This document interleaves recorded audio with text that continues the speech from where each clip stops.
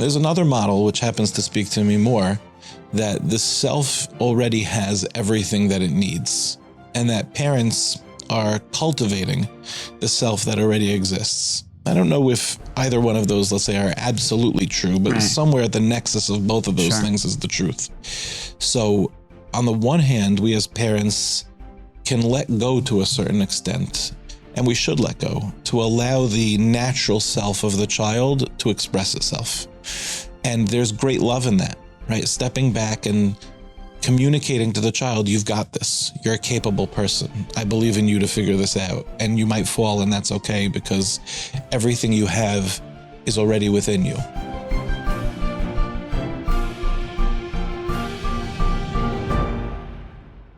Welcome back to the Jews Next Door podcast, where each month we explore a different topic in our parenting hierarchy with the goal of raising the next generation of passionate, committed Jews. I'm your host, Rabbi Yair Manshel.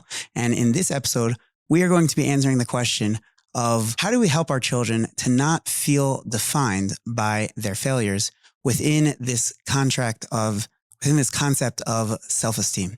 So we are joined today by Rav Mordechai Burg, who is the Menahel of Mevaseret. He's the author of Nitzotos, which you should check it out. Incredible Svarim over here. And is also an author for us on genoff.org. You'll see his name, I'm sure, many, many times over the course of a month, writing incredible articles for us. And it's a real pleasure to finally meet in person. It's been a while of a lot of texting back and forth for months now, and a pleasure to meet you in person. So thank you for taking the time. It's a new world. We could spend a lot of time together and never meet each other at all. It's true. So, when I first asked you what are you most passionate about in the topic of parenting, you said failure, vulnerability. Where does that come from? Well, I think in Judaism in general, we have to be really careful, because we're asking our children, we're asking ourselves, our community, to perform. And anytime there's going to be performance, this is going to be success, and there's going to be failure. And Jewish guilt is a real thing. It's a real thing. And I think the challenge for many of us is, how do I stay engaged when I feel so deeply ashamed of my behavior? So I think the way Brene Brown put it was best. She said, shame is, I feel unworthy of love and connection because of my behavior. And so when you have a kid who's not davening with kavana, maybe even stopped putting on tefillin, a kid who doesn't like learning, isn't particularly good at learning, the ADHD kid who just cannot sit still in school. So the constant refrain is, you're not good enough. And even if that's not what's being said overtly, that may very well be the way that we're feeling that. Yeah, it's the way that kids are taking it in. And it's so hard to show up to something that you're so bad at. Right. I remember I grew up in Far Rockaway, and we davened in the Young Israel Far Rockaway, and I was a very small child. I didn't hit puberty until later. And I was maybe like 11 or 12 years old, and I hated basketball because I couldn't reach the basket. And then when I got older, I loved it. And it was because I was capable. And when we feel incapable of doing something, we're just not going to do it. So I think I once heard from Rav Mendel Kessin a great line. He said, in all things chinuch, safety first. You open up a Gemara, you can't punctuate it, you can't translate it, you can't vowelize it. It doesn't feel safe. And so I think that we have an important job in today's generation in our community to reframe failure and to help our children understand that there's a human process that's going on. So true. It's interesting. Last week, I was overseeing a gym class in school because the gym coach was out. And so it was like, a couple of boys, there's girls. And the girls were like sitting on the side, not playing basketball. And I asked them, I said, why are you guys not playing? They said, because I don't like basketball. I said, really? I said, what do you not like about basketball? Like, what is it? They're like, well, I'm so short and I'm not good. And that's exactly what you're saying. If you don't feel like you can access it, so you immediately feel like this is not something I like. Even though, like you said, like at a certain point, if they'd be taller or whatever, if they'd have, more natural skills, whatever it is, then they'd feel, oh, this is something I enjoy doing, which is interesting because what is like the depth of that enjoyment then? It's something that I feel I can do and therefore I can enjoy it more. If I feel I can do it, so then there's a certain self-esteem that comes with that, right? Self-esteem, part of self-esteem is productivity. In other words, we could value the self based on the fact that we are a Jewish soul. So we are a piece of God. We're a chelek Elokam Yimal. But at some point, that needs to culminate in actually doing something with it. Right. And so if we're not good at something, it doesn't matter how much esteem I have in myself. If I can't actually do something, you feel pathetic. You feel like a loser. And it's, let's say, for example, when it comes to education, so it's about grit and resilience, because not everybody is naturally good at everything. And you have to sort of stay with the thing that you're not good at in order to get good at it. So basketball might be a little bit easier because I just have to get stronger or taller. At some level, you have enough coordination to play the game. Right. But let's say you're really not good at school. Like, let's say you're really just not smart. And we know, even though we're both educators, that school is not an indication of success in life. Totally. Right. What's that old joke? The A students are there to challenge the teachers. The B students are there to challenge the A students. The C students are there to pay tuition, and the D students are there for the endowment. Some of my most successful friends were kids that could not pass a test to save their life in high school. But it beats you down. It's like I want to have grit and resilience. I want to be able to push through. Nobody likes to not be good at something. Learning is awesome. What most kids hate is not knowing. So when it comes to learning, if I don't know how to do it, I'm just going to close the book. It's not safe. So how do we teach kids to have that grit and resilience and that perseverance to be able to push through until they get good at something? Right. So how do parents give their children innate self-esteem in that way? Meaning, because I was thinking a lot, ever since that conversation with that girl last week, I was really thinking about it. It's interesting that we can define ourselves based on whether it's something we can do or not. But that's not an innate thing, right? There should be something more coming internally that's, I know I'm good and I can enjoy something, whether I'm good at it or not. So how can a parent help their child to get past that? Yeah, there's two theories, I think, when it comes to this. One theory is, more like, let's say, attachment theory, which is that the sense of self is born within the construct of a family. Mm-hmm. And so parents can actually love their child into being. There's certainly a lot of truth to that. And there's another model, which happens to speak to me more, that the self already has everything that it needs, and that parents are cultivating the self that already exists. I don't know if either one of those, let's say, are absolutely true, but somewhere at the nexus of both of those things is the truth. So on the one hand, we as parents can let go to a certain extent, and we should let go to allow the natural self of the child to express itself. And there's great love in that, right? Stepping back and communicating to the child, you've got this. You're a capable person. I believe in you to figure this out. And you might fall, and that's okay, because everything you have is already within you. On the other hand, our children need us to be involved. And parents who show up teach their children that they're valuable. Mm-hmm. I'm so blessed because my parents were amazing parents. But I would say, if I had to one second, I want to let's dig in a little bit on that one. Yeah. What made them so amazing for you? Yeah, but they showed up. My parents really showed up. My father was super present, even though he was exceptionally busy.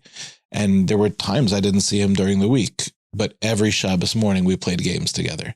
He was always my Little League coach, and he communicated to us very clearly. There were always those parents that dropped their kids off at Little League. It was a babysitting service. And then there were the parents that came and put down those lawn chairs, back in the 80s. And they're still doing it now. Oh, good. I'm glad to hear that. I'm glad. It was like very typical, like there was always that one mom who brought like apples. I don't know why she did that. Those parents, I think, communicated to the kids, you're important. Kids need to feel that.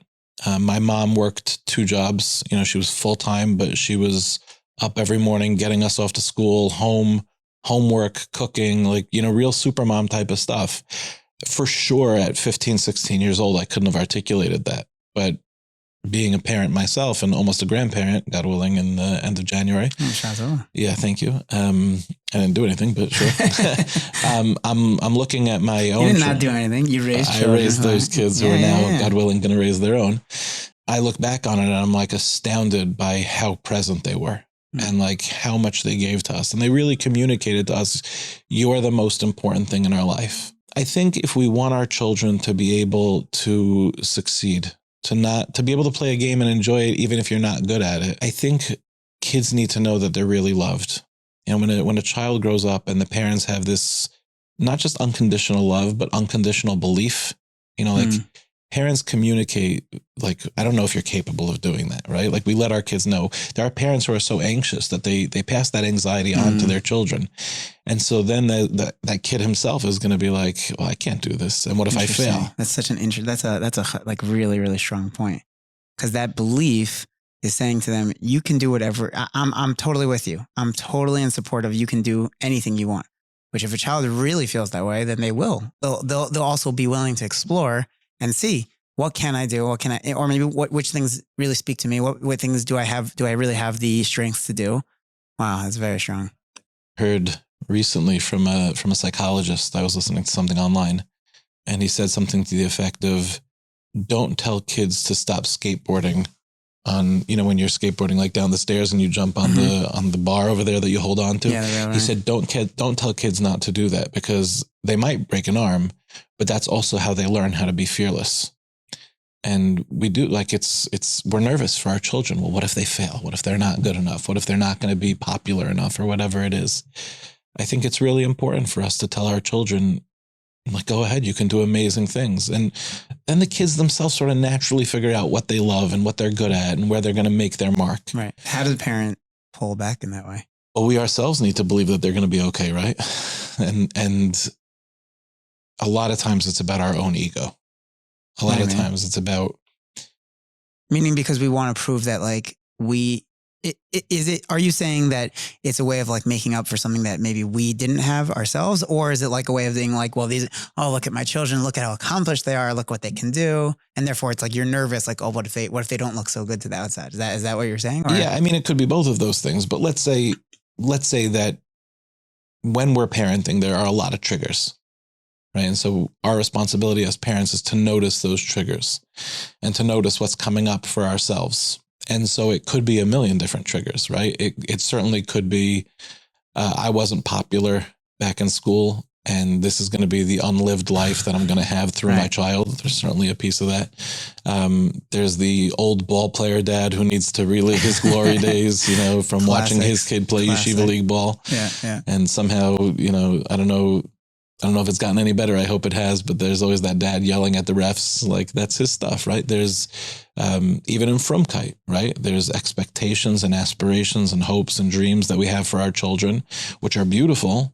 And yet we have to wonder in ourselves, is that coming from our authentic self and our desire to serve HaKadosh Baruch Hu and to pass it on to the next generation? Or is it about how I look in the community? And is it about my kid got into that yeshiva, et cetera, et cetera? And so egoless parenting, right, which is probably impossible. Yeah. Right. But what we can do is we can notice those triggers and we can pay attention to them, and they become grist for the mill. And we can actually grow tremendously through our children, because I always say parenting is like the biggest Musar, Seder ever. For you can really learn a lot about yourself through the way that you're parenting. Right. And then let's say, for example, let's take this, my kid says, I want to try out for the basketball team. And you're sitting there going, but what if he doesn't make it? And then he's not going to be okay. And then he's going to feel like a failure. And so maybe I need to, like, make a phone call to the coach beforehand to, like, and it's like, no, it's okay. Right. Like, maybe they won't make the team. And then they'll learn something about themselves. They'll learn that it's okay to try something and to not make it, and that they can still be great even at something else. Or maybe they just tried out because it was the game that they loved. Right. So I think when we feel that need to sort of say, like, wait, slow down, and obviously there are times, you don't let your kid run out into the street. But when it comes to, let's say, kids trying things, by the way, a lot of times they surprise us, right? Like, we look at our kids and we're like, I didn't know you could do that. I have this, one of my children, I was never a hockey player. I was a basketball player, baseball, never played hockey. And are we talking about Yeshiva League floor hockey? No, I have a 7-year-old, so like, yeah, but that's not hockey. Oh yeah, but I never played. Right. Even that's like a made up. I'm talking Yeshiva League, but even that, like, I didn't even play that. Like, I wasn't into hockey. And when my son's recently told me he wants to play hockey, I'm like, in like a league on Sundays, and I'm like, hockey, like, you don't like, how would you have any idea to play like hockey? Like, and then his first game, he scored a goal, and I was like, how does he know how to, like, literally even, like, shoot? Like, right. but he really did surprise me there. Right. It's kids can do amazing things. And when we give them space to figure out what they want, we see them come alive. It's part of the challenge of the school system, right? Is we've told them, like, you have to be good at these things in order to be successful. And we know as adults that that's not true. Like, just because you weren't good at math doesn't mean that you won't be awesome in business, right? Just because. Or you could even be an accountant, even if you're not, like you could, like it's still possible, 100%. So giving our kids the space to figure out what they love. And that, I think maybe because there's so much pressure to monetize life today, because we've set the standards so high that we're a little afraid to, like, what if my child is adventurous and wants to be an artist? If your kid's an artist, you can't stop them from being an artist. The question is, okay, we have to support our families, and that's real. And my father used to tell me, you have to make your avocation into your vocation. You have to take what you love and figure out how to monetize it. I give my dad a lot of credit, because when I told him I wanted to go into chinuch, this was not his dream for me. And he was totally behind me. It was very special. I remember when I told him, and he was like, okay, you're going to have to figure it out. And it was really beautiful. It was really, really beautiful. Wow. So, getting back to that first question of how can we help our children to be able to accept their failures? Is this what we've been talking about? This idea of not the unconditional love, but the unconditional belief. Is that the answer? Or how do we? Look, I'm sure there's a million answers. I don't know if there's one answer to this question, but two things come to mind. The first thing is what we teach our children. Right? Education matters, and there's messages that we can verbally, overtly impart to our children. And I think Rav Moshe Weinberger Shlita has been very big in this, in this particular movement of, like, bringing a certain gentleness, a softness, a compassion to our education, and teaching our children Elokai neshama shenasata bi tahorahi, that you are always and forever pure. And that you don't need to do tshuva to earn HaKadosh Baruch Hu's love. He already loves you. So now go do tshuva.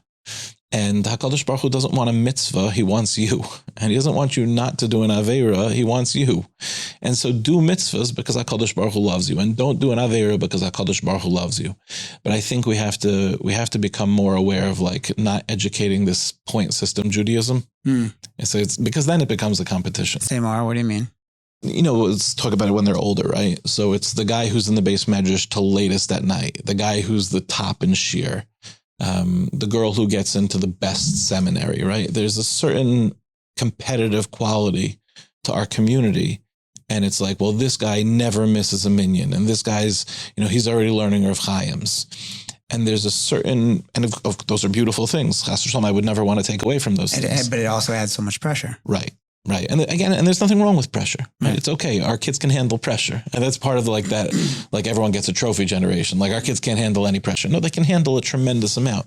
But you're not more beloved by God because you can learn a Rav Chaim and this guy's only holding by Rashi. Like, that's not true.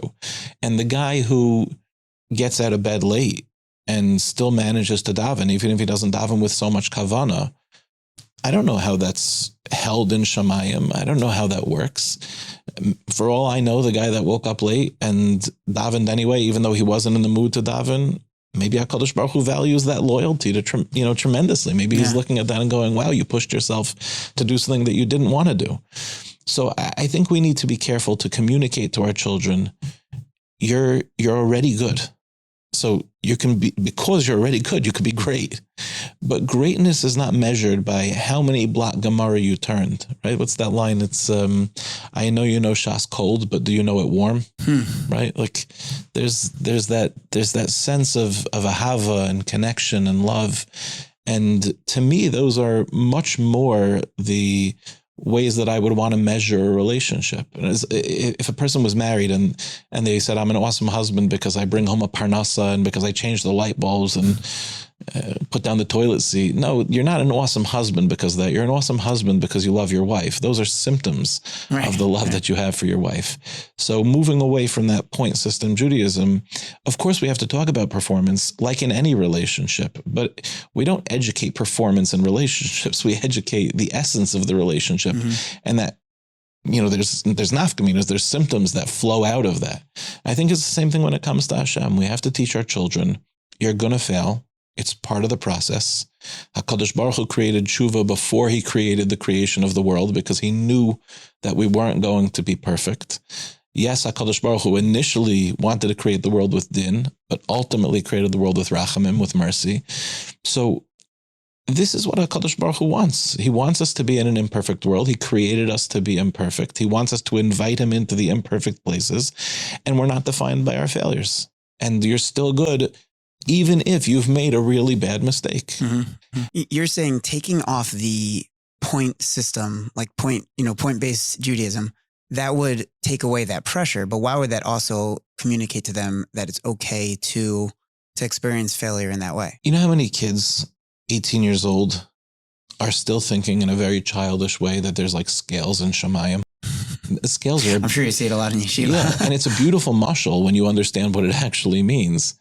But like, that's not Is that something that parents should be explaining to children more, or they can't really even understand it? Depends on the age. It's hard to communicate these things to young children. Certainly by 15, 16 years old, we can. How would you explain it for a parent to know how to explain it to a 15-year-old, let's say? I think a 15-year-old can hear that what we do matters.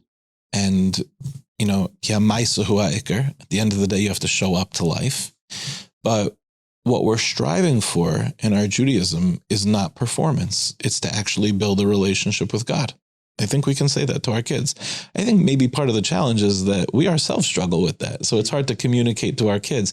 And by the way, our kids are saying it, right? They talk about like, I want more out of davening. Why am I not getting more out of davening? Like, why am I not feeling anything?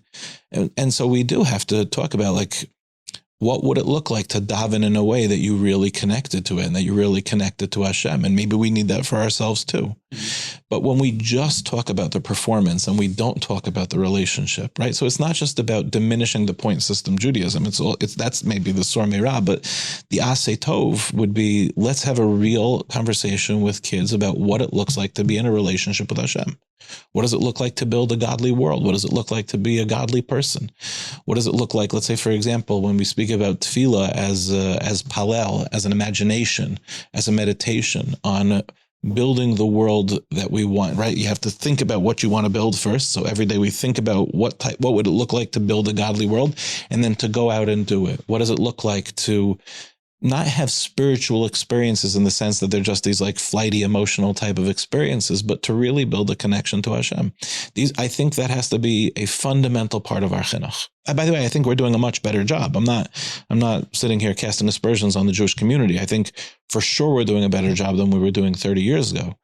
And not only in the educational system, also within our communities, we're doing more spiritual work, more essential type of work than we were doing in previous generations. If a kid knows I'm loved by Hashem, and I'm loved for no reason, right? It's ahava shetaluya b'davar eina ahava. If a love is dependent on a thing, then it's not love. God doesn't love us. If we say God loves us, that means he really loves us. God doesn't love us because of what we do. He really loves us. So what we do still remains important, but I'm not trying to accrue points. Right. And when I fail, God's love for me is not diminished. Then what about the concept of schar v'onesh, and also that the Gemara about, the scales? Like I feel like that's like where students will then automatically go and be like, what do you mean? We learned, that's what we were taught up until now. Right. Well, schar v'onesh, like the Gemara says, schar mitzvah, the reward of the mitzvah is a mitzvah itself. If your wife tells you to take out the garbage and you go, well, what do I get? There's already a lot of problems in that relationship. The reward of taking out the garbage is the fact that you get to participate in the relationship. And the punishment, so to speak, for not taking out the garbage is that you're not participating in the relationship. And so I think that's what we need to communicate to our children around schar v'onesh. First of all, what you do matters, right? So there is an impact. And that's really important because our kids should know. I'm not just, as many years ago, one kid in yeshiva said to me, he goes, I wrap straps. And I was like, oof, that's a tough line. Like I wrap straps. That hit me right in my heart. I was like, he's not even putting on tefillin. He's wrapping straps. I think we want to teach our children that what they do matters, but it's much more than wrapping straps, right? You're bringing some tikkun to the world. You're bringing some tikkun to yourself.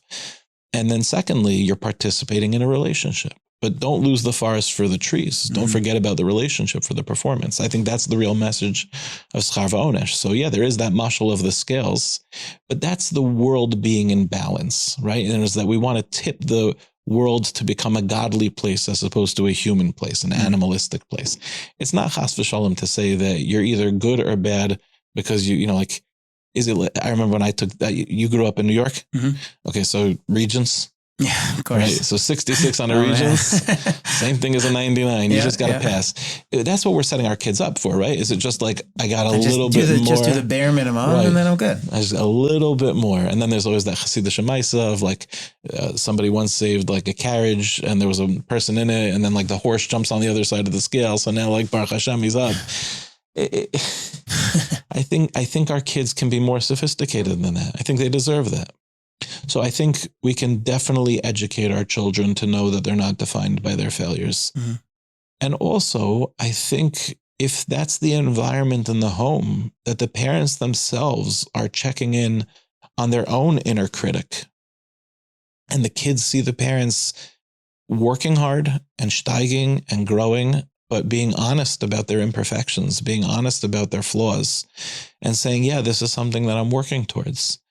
Then I think it gives permission for our children to be imperfect, because we all know we're imperfect. We have to play a game for our children that we're perfect. It's not true. They know we're imperfect. So let's talk about it. Let's put it on the table. Yeah, totally. It's one of the things that like, I think parents think that they need to be perfect in front of their children. But as soon as you actually show them their imperfections, then that's actually, it allows for you to have a deeper relationship with them, and also allows for them to not hold themselves to a certain standard. I remember when one of my children was younger, we were playing basketball outside. It was like a small little like little kiddie hoop, not a real hoop. And so, how hard is it for me to get into there? So every time I would shoot, it was going in. And I remember noticing at one point, my son, when I missed once, my son's like, "Oh, but you missed." And I'm like, "Yeah, of course I missed." He's like, "What do you mean you never miss?" And then I realized, wait, this is actually, it's like unhealthy. It's literally giving an unhealthy approach that my son thinks that, oh, Abba like can't miss. And therefore he's thinking every time he misses, he's so bad. Like it was a really, and so then I started like missing on purpose. Cause like, I don't want him to think, and that's exactly it. Like being real with our children in that way is so important. Perfectionism is our way of avoiding shame. Right? If I mess up, I'm unworthy of love and connection. So I can't. That's what Brené Brown talks a lot about that. Right. I can't mess up. But then we actually parent our children into shame, because then the kids see us as perfect. They understand that imperfect is not okay. So then they have to be perfect. And now they have one of two choices, either to be perfect, which is a massive amount of pressure, or to stop playing the game completely. And that's also terrible. And so we'd be better off being honest and being authentic. And again, at age appropriate, of course, but having real conversations with our children that, yeah, I struggle with this and I want to do this more. I'm very inspired by the Rosh Hashiva of Mevaseret, Rav Isaacson, who's known to be a person of tremendous integrity. And when he was a kid, he was walking to shul with his father here in Teaneck, and they had a very long walk. He's spoken about this publicly. I think he would be proud for me to share it. They were having a long walk to shul, and his father, and he mentioned something about sports, and his father said, "If only you knew Gemara as well as you know sports." And he's, it's hard for me to say this because he's the Rosh Hashiva, but the way he tells the story is in a chutzpahdik way. He said to his father, "And what about you? You learn so much." And his father picked up the daf the next day. Wow. And never missed a day for the rest of his life. And when he passed away, Rav Isaacson picked up the daf, even though he's a very busy Rosh Hashiva who's giving very serious shiurim and doing a tremendous amount of work, but he picked up the daf as a tribute to his father, because his father was honest enough to say, rather than just blowing off his son and going, "I'm busy," he said, "You're right." And he picked up the daf. That type of authenticity really resonated with Rav Isaacson. And now, you might argue, and I think you can make the reasonable argument, that he's probably a Rosh Hashiva today because of moments like that. I'm sure it wasn't the only one, but that was clearly a defining moment for him as a child. Yeah. That authenticity is something that I think we should aspire to as parents. 100%. I was one time I'm like, I'm like embarrassed to say it, but I was once yelling at one of my children, which I feel like, probably all. Welcome to the club. And I was yelling at one of my children, reacting. And actually, no, wait, I wasn't yelling at him. I was speaking strongly with him about, why are you yelling at your siblings? Like, why? And he says, what about you? You yell. And it hit me so hard. It hit me really hard. I can't say I'm perfect since then, but I've been very, very conscientious of making sure, even if I'm going to talk to them about, in a strong way, it doesn't have to be coming across in a yelling way, or maybe that is how it's coming across, but it's something that it hit me hard, and like I said before, like parenting is the greatest Moser Seder. That's, that's one way, but like when our children are pointing that out to us, that's like a really strong sign for us to be like, okay, wait, where am I holding in this area? But think about what an amazing chinuch opportunity it is. When our children communicate to us that something that we're doing feels unsafe, not okay, not the type of home they want to live in. And then we get to work on ourselves and then build the home that we ideally want. And I mean, what greater message for our children could there be than our home is a place of process? I mean, that's just like a deeply inspiring thing. And I think kids pick up on it. Like, I have tremendous respect for my mother, and my parents are both Bali Tshuva. And my father growing up, he was always the dad that said, a little learning never hurts, so let's do as little as possible.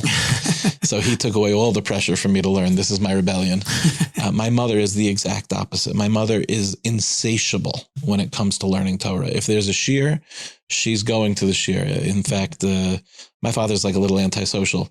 So there's a RSVP card up in my parents' home, and it says, for like a wedding, and it says, Mitch will not be attending, Paula will be attending, and she wants to know if there's a shiur. Nice. And I think seeing that from my mother, who was always in process, always learning more, making up for the education that she wasn't privileged to have, that was so deeply inspiring to me. My grandmother became a Balash Tshuva at 70 years old, so she started dressing tznius and keeping Shabbos and keeping kosher, and she was judgmental of all my cousins that weren't observant. She was truly Orthodox. And again, just for me as a kid growing up, saying, wow, my family's in process. That was a major... That's a big deal. Yeah, it was a major mussar. Again, nothing I could have expressed to you at 16 years old, but for sure, as I'm older, looking back on it, those were really important parts of our home. So it's enough with the perfectionism. Yeah. It's really, by the way, guys in yeshiva will articulate that. They'll say, like, my father never misses a minyan, and I just can't bring myself to make it to minyan. And they feel so badly about themselves. It's so interesting because, like, on the one hand, you'd say, like, wow, that's amazing that's the home they grew up in. But it is interesting that it's saying, like, but look at what makes the child feel. And again, it doesn't mean that a father shouldn't go to minyan, right? Of course. And there's something beautiful about that. But maybe it needs to be articulated in a certain way. We have to package things for our children in a certain way. Right. It's okay for them to, they're not, we're in different places in life. We're in different levels and that's okay. Right. And I value the process that you're going through. And within that context, we can tell our children laziness might be something that's not going to work for you in life. And learning how to get up in the morning is an important skill. Being mindful of the fact that teenagers have a hard time waking up in the morning. But yeah, a real conversation that, like a lot of times you get older and you're able to wake up early in the morning, or, and kids have a hard time getting up, and it's like the parents have forgotten what it was like to be 15 and to not be able to like I haven't slept in forever, but it doesn't mean that when I was in high school, I was always waking up at 5 o'clock in the morning. Of course not. Sure. So yeah, I think we can hold ourselves to a high standard from a deep place of self and communicate to our children that we have standards and boundaries in our home. And yet they're human, they're understandable, and anything that's understandable is forgivable. 100%. As we wrap up, any final message on this topic of, vulnerability, failure, self-esteem? What's coming up for me? I didn't have any final message planned, but what's coming up for me? Chazal say, Harbe lamadati merabosai mitalmidai yoser mikulam. You learn a lot from your rebbeim, you learn the most from your talmidim. I just want to say I'm so inspired by today's kids. I really am. I think they're much more honest, much more authentic, much more real than we were growing up, for sure. And I think we need to tell today's generation how awesome they are. And I don't mean that, again, not in the sense of everybody gets a trophy way. I mean, they really are awesome. They really are great. And they're dealing with things that we never had to deal with. And frankly, things that I don't think we would have been capable of dealing with. And I think it's important for us to communicate to them, like that old, again, of course, there's a concept of Yuridas Hadoros, but like, if you tell kids all the time, Yuridas Hadoros, like, oh, your generation this, your generation that, like, well, they're going to behave the way we tell them to. Right. So I really would want to tell them how much I'm learning from them. And as a parent, I've learned a massive amount from my children. As a Rebbe, I've learned an unbelievable amount from the Talmidim of the yeshiva. In some ways, they're my Rebbeim. And I think even though I might be the one giving the shiur, the questions that they have, the way that they show up to life, I'm really impressed with them. And I think if we tell them that we're learning from them too, and that there's a symbiotic relationship, it gives permission for them to listen to us as well. And, I'll share with you, there's a guy in my neighborhood who's a Baal Tshuva, amazing guy. And he felt in the process of him becoming a Baal Tshuva, he felt very uncomfortable and he couldn't articulate why. And he came to Eretz Yisrael at some point. He was still living in America, and he came to Eretz Yisrael at some point, and he did something with Or Sameach. And Rav Breidowitz had been there at that time. Now he lives in Eretz Yisrael, Rav Breidowitz, but back then he was just visiting. And he was part of this mission that these young men had come on. And Rav Breidowitz was going to be with them for the week. And he began his opening shmooze by saying, I'm so excited to be spending the week with you. I have so much to teach you and so much to learn from you. And this guy, it like clicked with him. He's like, that's what's been missing. He's like, I have all this life experience. He was a lawyer. He was successful. He had gone to University of Miami and University of Virginia. And in the process of him becoming frum, he felt that he was being spoken down to in a certain sense. Like, you don't hold any wisdom. And when Rav Breidowitz said that line, I have so much to learn from you. And Rav Breidowitz knows a tremendous amount of everything, certainly a tremendous amount of Torah. I think he was being very honest when he said that. I have a tremendous amount to learn from you. It created an environment and an ambiance of respect. And I think we can do that for our children. We can say, I know that you're not perfect. It doesn't mean that I don't have what to learn from you. You make me a better parent. And that type of communication, it sounds like very new age, very 2023. I think it's really just a very loving and beautiful thing to say to our children. And it also shows that process that you're showing. Like it shows them that it's okay. It's okay for us to both be in process. Right. I'm not a perfect parent. You're not a perfect child, but we can be in process together. Beautiful. Love that. Thank you so much. Thank you for taking the time out of your trip here. It's thanks for having me. Not simple. And really, thank you. It's a pleasure. Thank you so much for tuning in to another episode of The Jews Next Door. I hope you enjoyed as much as I did. I'd love to hear your takeaways. Reach out to us. Reach out to me at yair@genoff.org, hi@genoff.org. You can check us out on the website. You could leave a question there. We'd love to be in touch. Please be in touch. Check us out on Instagram at Parenting the Jews Next Door. Hit me up on Twitter at yair_menshel. And we're on TikTok now too. We have some great content, a lot of really great insights into parenting, tips, parenting pointers, reaction videos, and quotes. We have a lot going on. We have a lot of articles. You want to check it out. Check it out at genoff.org. You won't be sorry you did. And I look forward to hearing from you. And if you haven't yet subscribed to the podcast, make sure you subscribe and share it with your family and friends. Looking forward to another great episode next week.